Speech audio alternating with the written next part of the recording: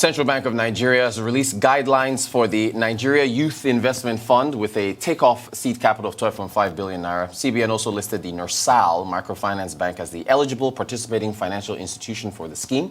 The scheme seeks to improve access to finance for youth and youth-owned enterprises for national development, generate much-needed employment opportunities to curb youth restiveness, and boost the managerial capacity of the youth, develop their potentials to become the future large corporate organizations. Joining me to discuss this is Arise business analyst Chika Mbono. Chika, welcome. I haven't seen you in a while. You're very welcome, sir. How are you today? Good for good. Thank you for joining us.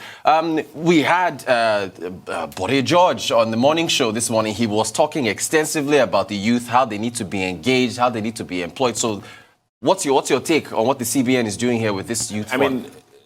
Even though a drop in the ocean, but good intent. The intention is very good, good initiative, and at least a starting point. And the point I want to put out there up front is this is a government-led initiative, even though anchored by Central Bank of Nigeria.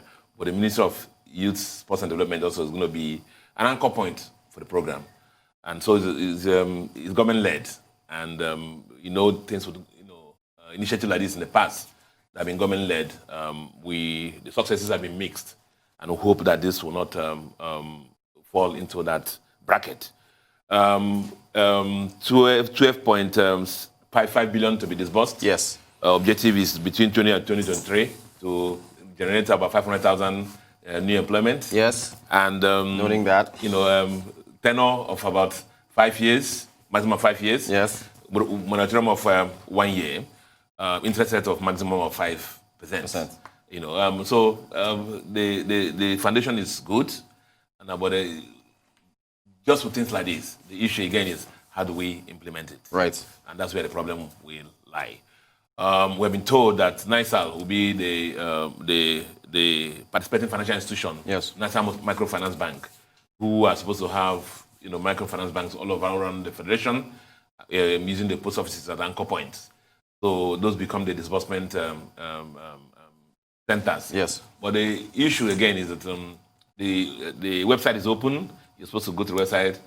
If you're qualifying youth or youth business, you apply, and then you try to meet the criteria, and then NISAL people are going to screen. Again, you can imagine the number of applications you're going to get. That will hit that website. And those NISAL have the capacity to be able to screen this. And they've also said they're going to spread it around the federation, by local government, by state, to make sure that there's an even spread around the country, so it will not be clustered around Lagos, Abuja, or any other states in the country, as has been done in the past. Right. So as I said, things like this in the past have not done well in Nigeria, because I also read there in the guidelines that the Ministry of Youth and Sports there'll be a project center in the Ministry of Youth and Sports. Right. Ministry of Youth and Sports, project center. Right. In partnership with NISAL. They'll be receiving the application, screening the application, and so start getting it wrong again. Do you recall the musical chair that went through the 74,000 job program? Yes. The one that Ministry of Labour was fighting with the house of the two houses as to how it will be disbursed, and now finally became political, and then members of the House and Senate have been given their allocations. Let's hope that with the hosting of this in the Ministry of Youth and Sports and Development, that this also doesn't fall into the cracks of politics again, and we start having politicians coming to say, "Where's my allocation for my state or local government?" Right. That will make a mess of the objective for this program. Excellent summary, Chika. Thank you so much. So we've got the Central Bank, we've got NERSAL, we've got the Ministry.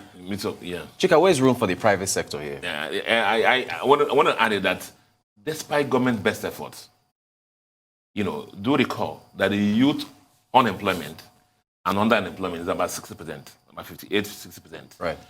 And that will mean, therefore, that despite government best efforts, the solution to resolving unemployment in Nigeria is not government initiative. It has to be that our economy has to have incentives to bring in foreign investments and local investments into the economy to enable us to have that kind of clear the mass of unemployed people. The last time that we had something like this was when we had the entrance of the telecommunication companies into Nigeria. Yes, yes. That was when we had the core employment by the telecom companies and so much value chain. And that is what kind of thing we need now in our country to mop up the unemployed people we have in the country. Because it's actually private sector led. Right. This is why we have you here. That's why we have you on the show. Arise business analyst Chika Bono. Thank you so much for taking us through the mechanics of the National Youth Investment Fund, and we'll see how things work out with the plans of the federal government. Thank you so much.